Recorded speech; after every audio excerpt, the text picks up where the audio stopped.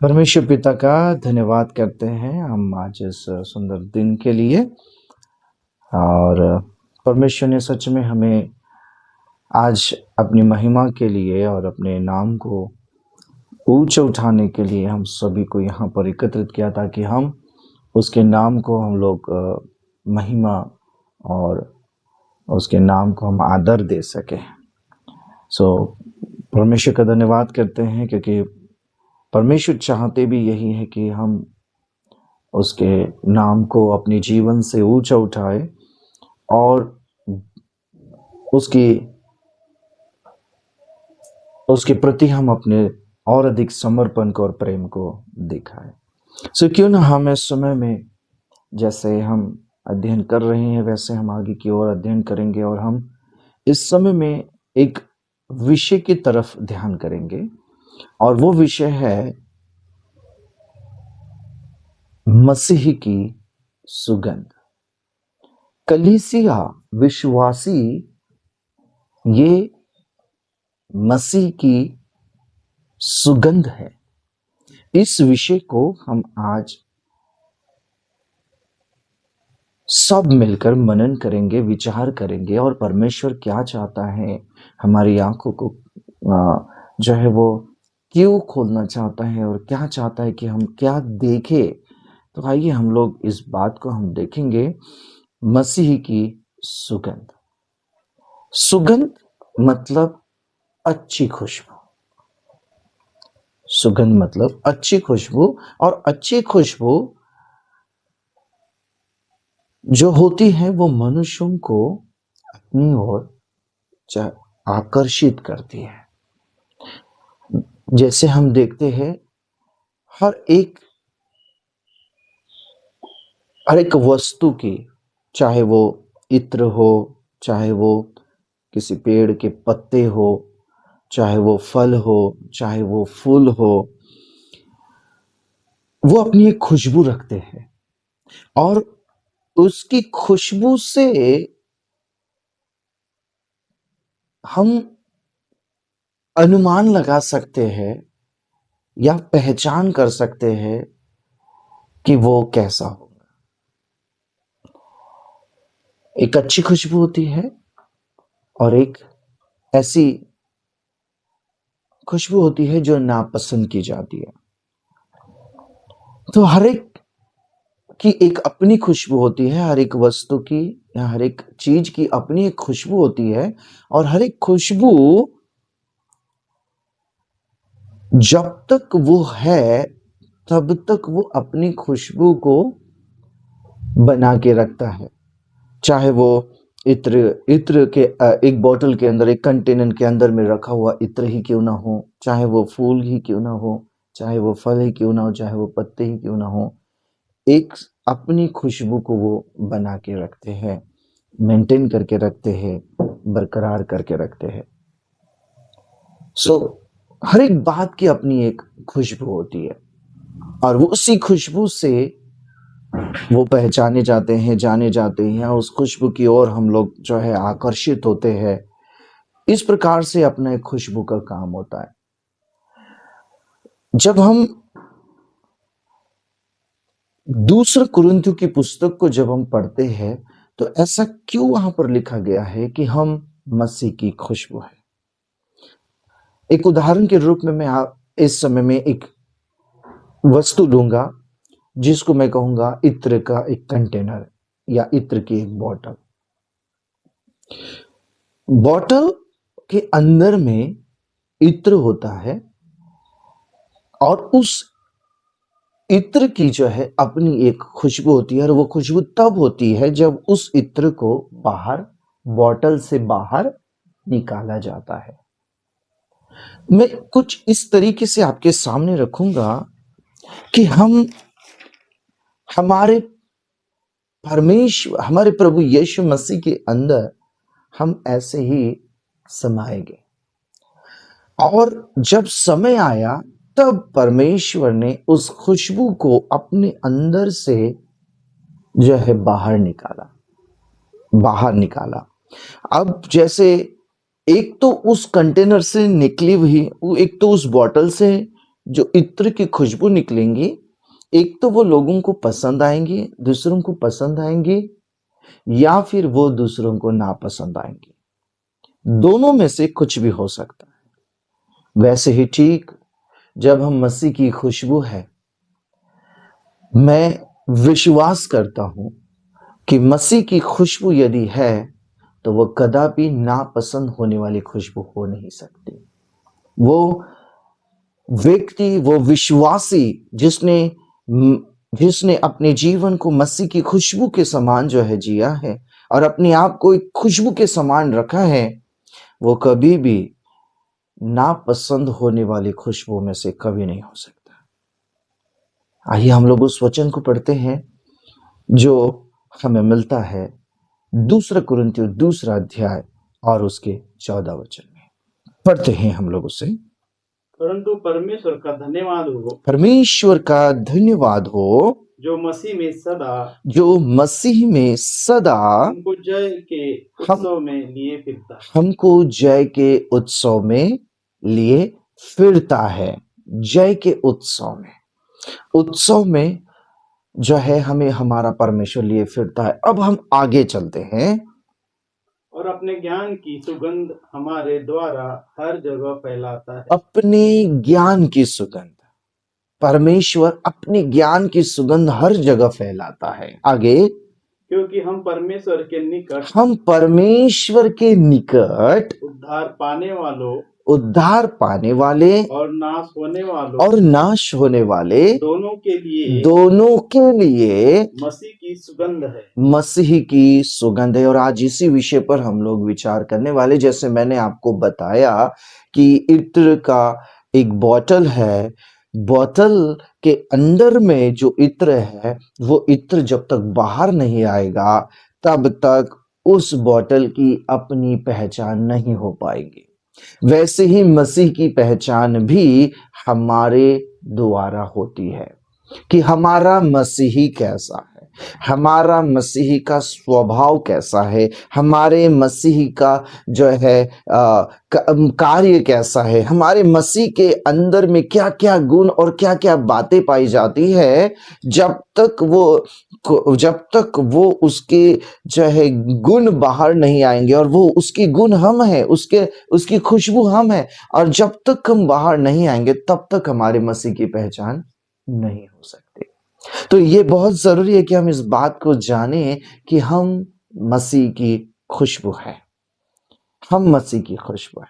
जैसे कि उदाहरण के रूप में हर एक व्यक्ति के द्वारा उसके जो है हर एक व्यक्ति के द्वारा, जैसे उदाहरण के रूप में पेड़ की पहचान उसके फलों से होती है, वैसे ही एक व्यक्ति जो मसीह व्यक्ति है, एक मसीह पर विश्वास करने वाला जो व्यक्ति है, उसकी खुशबू जब लोगों के पास पहुंचती है। खुशबू मतलब क्या? खुशबू मतलब क्या? तो चलिए, खुशबू मतलब मैं आपको बताना चाहता हूं। खुशबू मतलब क्या? खुशबू मतलब मसीह का स्वभाव। खुशबू मतलब वो मसीह का प्रेम। खुशबू मतलब वह बलिदान मसीह का जो उसने मेरे लिए और आपके लिए किया, और हम उस बलिदान को लोगों को बताते। खुशबू मतलब क्या? परमेश्वर, हमारे मसीह की सामर्थ। खुशबू मतलब क्या? मसीह का जीवन। लोग मसीह को नहीं देखते, लोग हमें देखते हैं, और हमारे जीवन के द्वारा मसीह की पहचान होती है। हमारे जीवन के द्वारा यीशु मसीह की पहचान होती है। यीशु मसीह कैसे है? यीशु मसीह का स्वभाव कैसा होगा? यीशु मसीह के कार्य कैसे होंगे? यीशु मसीह की सामर्थ कैसे होंगी? हमारे जीवन के द्वारा प्रकट होता है, हमारे व्यवहारों के द्वारा प्रकट होता है, हमारे शब्दों के द्वारा प्रकट होता है, हमारे जो है हम जो कुछ भी प्रतिक्रिया करते हैं, उसके द्वारा हमारे मसीह का प्रकटीकरण होता है। और इसलिए पौलुस जब अपने लोगों को उत्साहित करके कहना चाहता है, तुम्हें पता है तुम क्या हो? तुम मसीह की सुगंध हो। क्योंकि मसीह की सुगंध मतलब तुम्हारा स्वभाव, मसीह की सुगंध मतलब मसीह का स्वभाव जो तुम्हारे अंदर पाया जाता है, मसीह का प्रेम जो तुम्हारे अंदर पाया जाता है, मसीह की दया जो तुम्हारे अंदर पाई जाती है, मसीह का बलिदान जो तुम्हारे अंदर पाया जाता है, मसीह की सामर्थ जो तुम्हारे अंदर पाया जाता है, वो पूरा मसीह जो तुम्हारे अंदर पाया जाता है, उसको प्रकट करना मतलब सुगंध को फैलाना। और जैसी सुगंध वैसा प्रगटीकरण होगा। बाइबल में हमारे प्रभु यीशु मसीह ने जब इस पृथ्वी पर थे तब लोगों को देखा, और उन लोगों को देखा जो बहुत धार्मिक थे, बहुत जो है अपने जीवन को समर्पित होकर जीने वाले लोगों में से था। परंतु जब परमेश्वर ने उनके कार्यों की सुगंध ली, उनके स्वभाव की सुगंध ली, उनके जीवन की जब सुगंध जब मसीह के पास में पहुंची, तो मसीह ने उनके विषय में क्या कहा? आइए हम लोग उस वचन को पढ़ते हैं। प्रभु यीशु मसीह कहते हैं, यूहन्ना रचित सुसमाचार उसका 8 अध्याय, हम इस जगह में वापस जरूर आएंगे। यूहन्ना रचित सुसमाचार उसका 8 अध्याय और उसका 42वां वचन। ये वचन प्रभु यीशु मसीह के द्वारा उन धार्मिक अगुवों के लिए कहा गया है जिनका जीवन लोग देखने के बाद में कुछ और पाते हैं और मसीह देखने के बाद में कुछ और पाता है। आइए हम लोग पढ़ेंगे। यीशु ने उनसे कहा, यीशु ने उनसे कहा, यदि परमेश्वर तुम्हारा पिता होता, यदि परमेश्वर तुम्हारा पिता होता तो तुम मुझसे प्रेम रखते, क्योंकि परमेश्वर का स्वभाव है प्रेम रखना, परमेश्वर का स्वभाव है दया करना, परमेश्वर का स्वभाव है अनुग्रह करना, परमेश्वर का स्वभाव है चिंता करना। तो अगर तुम्हारे अंदर तुम्हारा पिता परमेश्वर होता तो तुम उसके गुणों को प्रकट करते, उसके स्वभाव को प्रकट करते, उसके चरित्र को प्रकट करते, उसकी बातों को प्रकट करते, उसके जीवन को प्रकट करते। परंतु मैं ऐसा नहीं देख रहा हूं। यदि तुम्हारा परमेश्वर पिता होता तो तुम मुझसे प्रेम रखते। आगे, मैं परमेश्वर की ओर से आया हूं, क्योंकि मैं भी तो परमेश्वर की ओर से आया हूं। अगर मैं प्रेम दिखा सकता हूं, मैं दया दिखा सकता हूं, मैं भलाई दिखा सकता हूं, मैं अनुग्रह दिखा सकता हूं, मैं चिंता प्रकट लोग मनुष्य दूसरों के प्रति प्रकट कर सकता हूं, तो तुम भी कर सकते थे।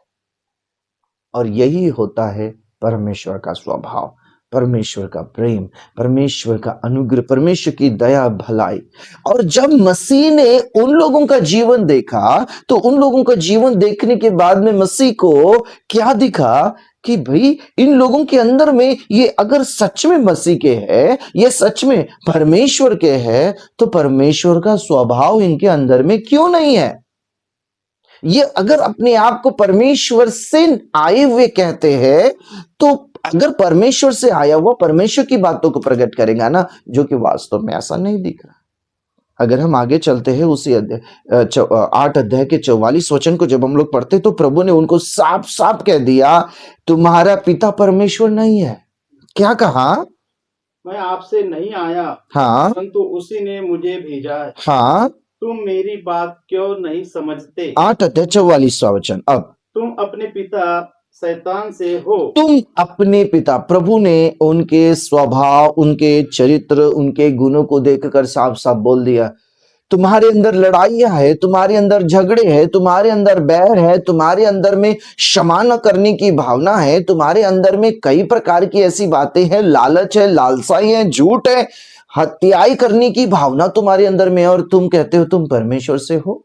ये हो नहीं सकता, ये सारा स्वभाव किसी और का है।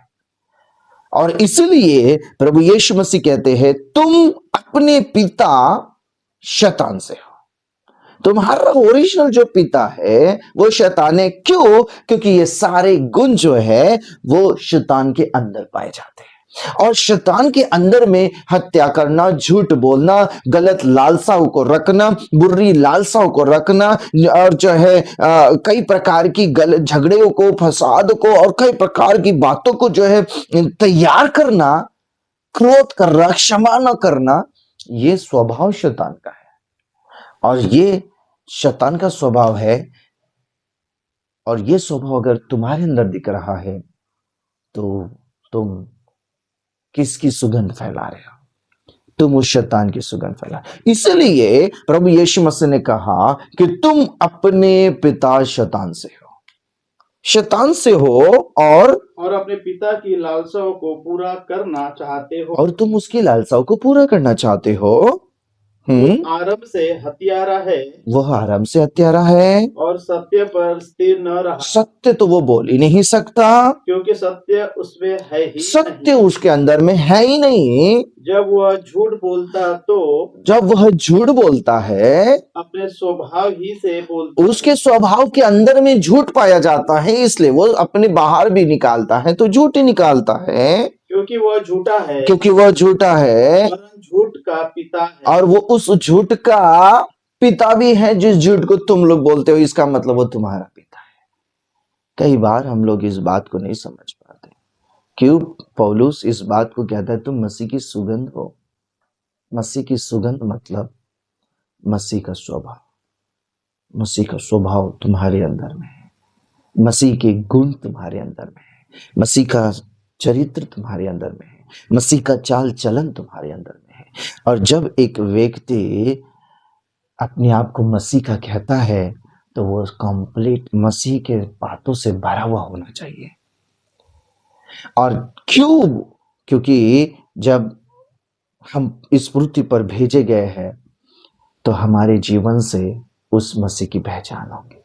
याद रखना, अगर हमारे जीवन से अच्छी खुशबू आ रही है तो हमारे जीवन के पास लोग आएंगे, चाहे वो हमारे घर के हो, चाहे वो बाहर के हो, चाहे वो पड़ोस के हो, चाहे वो हमारे दूर के हो, चाहे वो हमारे शत्रु हो, चाहे वो हमारे, अगर कोई भी ऐसा व्यक्ति हो, अगर हमारे अंदर से अच्छी खुशबू आ रही है तो लोग अच्छी खुशबू के पास जाते हैं, अच्छी खुशबू के पास जाते हैं। अच्छी खुशबू अपनी एक पहचान छोड़ जाता है, अच्छी खुशबू अपनी एक छाप छोड़ जाता है, अच्छी खुशबू अपना एक अलग अस्तित्व बनाकर जाता है।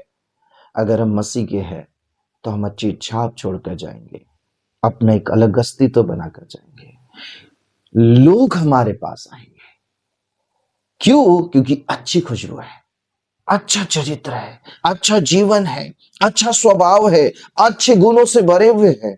100% लोग हमारे पास खींचे आएंगे, या हम किसी के पास जाएंगे तो वो हमारे ओर खींचे आएंगे। यही होता है मसीह की सुगंध, यही होता है मसीह की सुगंध। इसलिए पौलुस ने कहा हम मसीह की सुगंध है। एक बार किसी कंटेनर से सुगंध अगर बाहर निकली, चाहे वो घर के अंदर हो, चाहे वो घर के बाहर हो, चाहे वो आप किसी भी जगह पर हो, तो सुगंध जो घर के अंदर है, सुगंध वही बाहर मिलेंगी, सुगंध वही आप काम करने जा रहे हो उस जगह मिलेंगी। मतलब एक ही सुगंध व्यक्ति लेकर चलता है, सुगंध कभी बदलती नहीं है, वो सुगंध कभी बदलती नहीं है। मतलब यह कि जिस व्यक्ति ने मसीह को धारण कर लिया, जिस व्यक्ति ने मसीह को पहन लिया, जिस व्यक्ति ने अपने आप को मसीह की सुगंध कह दिया है, इसका मतलब यह कि अब वो व्यक्ति चाहे किसी भी क्षेत्र में चला जाए, चाहे वो अपने घर में होगा तो घर के लोगों को आकर्षित करेगा, अगर वो बाहर होगा बाहर के लोगों को आकर्षित करेगा, अगर वो अपने कामों में होगा कामों के क्षेत्र में लोगों को आकर्षित करेगा। क्योंकि सुगंध का काम होता है अपनी एक अलग अस्तित्व को और अपनी एक अलग पहचान को बनाना।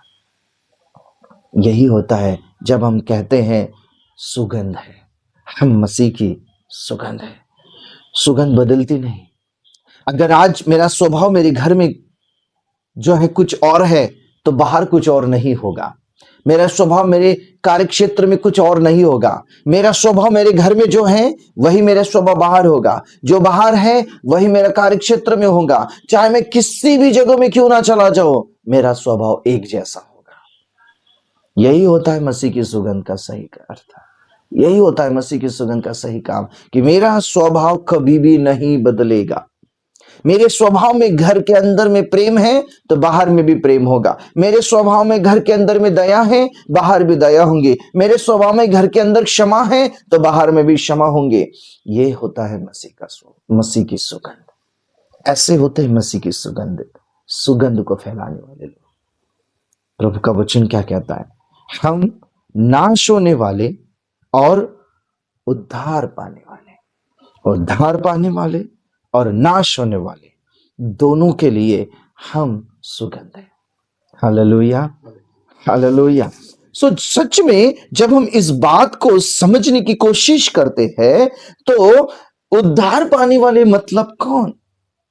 उद्धार पाए वे लोग जिन्होंने मसीह यीशु को अपने जीवन में ग्रहण किया। मेरे साथ में उनके साथ में, मैं उनके साथ में, या वो मेरे साथ में जिस प्रकार के जो है व्यवहार को करेंगे, वो व्यवहार यही होगा कि मैं अब एक जैसा रहूंगा। चाहे मेरे कलीसिया के लोगों के साथ, चाहे मैं मेरे घर के लोगों के साथ, चाहे नाश होने वाले मतलब वे लोग जो आज शैतान के जो है कब्जे में पाए जाते हैं, अंधकार में पाए जाते हैं, उन लोगों के लिए वचन कहता है। जब हम लोग कुरिन्थ की पुस्तक में आते हैं तो वचन कहता है, दूसरा कुरिन्थ की पुस्तक में, उद्धार पाने वाले। एक विश्वासी दूसरे विश्वासी से, एक सदस्य दूसरे सदस्य से, जी हाँ, एक जैसा व्यवहार करता है। ठीक वैसा ही व्यवहार वो जब नाश होने वाले लोगों के बीच में जाता है, वैसा ही व्यवहार होता है। उसके व्यवहार में बदलाव नहीं होता, उसके व्यवहार में फर्क नहीं पड़ सकता। आज ठीक ऐसा ही हो रहा है। मनुष्य अपने आप को मसीह की सुगंध तो कहता है, बड़े ही गर्व से कहता है मैं मसीह की सुगंध हूं, बड़ी घमंड से कहता है मैं मसीह की सुगंध हूं, बड़ी आवाज को करके कहता है मैं मसीह की सुगंध हूं, परंतु वास्तव में वो विश्वासियों के बीच में अलग, अविश्वासियों के बीच में अलग, नाश होने वाले लोगों के बीच में अलग व्यवहार करता है। हम हो सकता है किसी व्यक्ति को बेवकूफ, मूर्ख बना सकते हैं, हम पासबान को मूर्ख बना सकते हैं, हम कलीसिया के सदस्यों को मूर्ख बना सकते हैं, हम अन्य लोगों को मूर्ख बना सकते हैं, परंतु याद रखना, हम परमेश्वर को कभी भी मूर्ख नहीं बना सकते। हम परमेश्वर को कभी भी मूर्ख नहीं बना सकते। याद रखना, परमेश्वर जब हम लोगों को कह सकते हैं मैं कलीसिया में भी एक जैसा हूं, मैं बाहर में भी एक जैसा, घर में भी एक जैसा हूं, मैं बाहर में भी एक जैसा हूं। मतलब मैं जब कलीसिया में आता हूं तो मैं जो हूं सो हूं, मैं घर के अंदर जो जाता हूं मैं जो हूं सो हूं, मैं बाहर जो जाता हूं मैं जो हूं सो हूं। मैं एक जैसा हूं, मैं नहीं बदलता। मेरा स्वभाव जो कलीसिया के अंदर जो है वही स्वभाव मेरे घर के अंदर में है और वही स्वभाव मेरा बाहर है। जी हाँ, हम अपने कलीसिया के लोगों को मूर्ख बना सकते हैं, हम जो है अपने जो है घर के लोगों को मूर्ख बना सकते हैं, या फिर हम अपने जो है उन लोगों को जो बाहर है उन्हें मूर्ख बना सकते हैं। परंतु याद रखना, परमेश्वर को हम मूर्ख नहीं बना सकते, क्योंकि हमारा परमेश्वर भी हमारी खुशबू ले रहा है। हमारी जो खुशबू है वो हमारा परमेश्वर भी ले रहा है। और याद रखना, हमारी खुशबू क्या उसको अच्छी लगेंगी या उसको अच्छी नहीं लगेंगी, क्या वो उस खुशबू से प्रसन्न होगा या प्रसन्न नहीं होगा। हाँ, हम एक दूसरे को जरूर मूर्ख बना सकते, परंतु याद रखना, हमारा स्वभाव, हमारा चरित्र, हमारा उठना, हमारा बैठना, हमारा बोलना, हमारा व्यवहार, हमारी प्रतिक्रिया, सब परमेश्वर भी तो देख रहा है। हम सोचते हैं हम कलीसिया में ऐसा ऐसा व्यवहार करेंगे, हम एक अलग व्यक्ति के रूप में प्रकटीकरण करेंगे, हम घर के अंदर एक अलग व्यक्ति के रूप में, हम बाहर जाएंगे नाश होने वालों के बीच में एक अलग व्यक्ति के रूप में। अगर हम ऐसा प्रगटीकरण कर रहे हैं तो मैं आपको ये कहना चाहता हूं कि हम दो का मूर्ख एक दूसरे को बना सकते पर परमेश्वर को नहीं बना सकते, क्योंकि परमेश्वर भी हमारी खुशबू को ले रहा है। और वो खुशबू अगर उसे पसंद आई तो याद रखना, उस खुशबू को वो अपने लिए रखेगा, अपने पास रखेगा। और यदि वो खुशबू उसे पसंद नहीं आई तो वो उसे बाहर भी कर सकता है, वो उससे हट भी सकता है या उसे हटा भी सकता है। याद रखना, हमारा स्वभाव, हमारा चरित्र, हमारे गुण, हमारी बातें, हमारा व्यवहार, हमारा मसीह का है कहना ऐसा हो कि हमारा परमेश्वर खुश हो सके।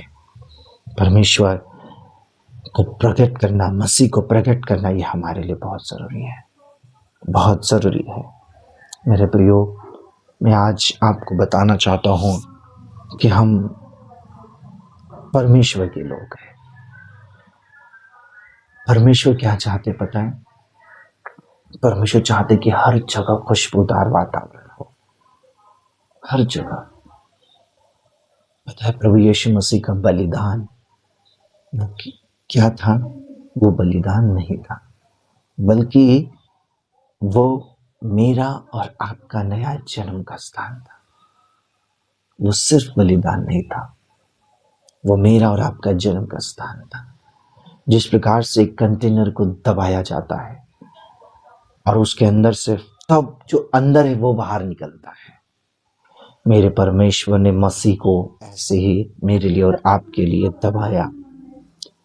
वो बलिदान हुआ और उसमें से बाहर मैं और आप निकले। मेरे प्रियो, अगर हम सच में अंदर से बाहर निकलते हैं तो मैं और आप उसके हैं तो उसी को प्रकट करेंगे। अगर मैं मसीह का हूं तो मसीह को प्रकट करूंगा। पौलुस ने कहा, जब तक मैं जीवित हूं तब तक मसीह को प्रकट करूंगा। आइए मेरे प्रियो, हम अपने आप को प्रभु के हाथों में देकर प्रभु से कहेंगे कि हे परमेश्वर, हे मेरे प्रभु, मैं अपने आप को आपके हाथों में देता हूं। और प्रभु, आप जैसा चाहते हैं कि मैं आपकी खुशबू को फैलाऊं, आप वैसी प्रार्थना करें। मैं भी आपके लिए प्रार्थना करूंगा, मैं अपने लिए भी प्रार्थना करूंगा, क्योंकि प्रभु चाहते कि हम मसीह के जैसे बने, मसीह के जैसे बने। आइए हम प्रार्थना करेंगे। धन्यवाद प्रभु, धन्यवाद मेरे परमेश्वर, धन्यवाद मेरे परमेश्वर।